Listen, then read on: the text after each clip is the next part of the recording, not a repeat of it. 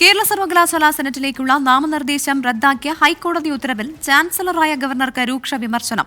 ചാൻസലർക്ക് അനിയന്ത്രിതമായ അധികാരങ്ങളില്ല.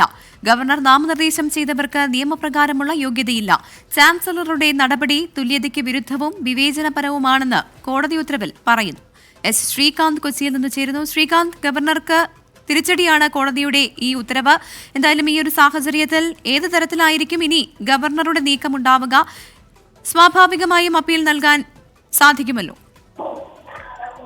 ഇതിലൊരു അപ്പീലിലേക്ക് ഗവർണർ പോകുമോ എന്നുള്ള കാര്യം, അത് വിധി ഇനി ഗവർണർ പഠിക്കണം, അദ്ദേഹത്തിന്റെ അഭിഭാഷകർ പഠിക്കണം. അതിനുശേഷമേ ഉണ്ടാകാൻ സാധ്യതയുള്ളൂ. കാരണം ഇപ്പോൾ കോടതിയിൽ നിന്നും വന്നിട്ടുള്ള വിമർശനം അത്ര കടുത്തതാണ്. ചാൻസലർക്ക് അനിയന്ത്രിതമായ അധികാരങ്ങളില്ല എന്ന് പറയുന്ന ഹൈക്കോടതി ഗവർണറുടെ സെനറ്റ് നോമിനേഷൻ സർവകലാശാല നിയമം അനുസരിച്ചാവണമെന്നും ചൂണ്ടിക്കാണിക്കുന്നുണ്ട്. സർവകലാശാല നിയമത്തിൽ നിന്നും വ്യതിചലിച്ചാണ് ഗവർണർ ഈ തീരുമാനമെടുത്തതെന്നും അത് തെറ്റാണെന്നും കോടതി പറയുന്നു. ചാൻസലറുടെ നടപടി തുല്യതയ്ക്ക് വിരുദ്ധവും വിവേചനപരവുമാണെന്നും പറയുന്നുണ്ട്.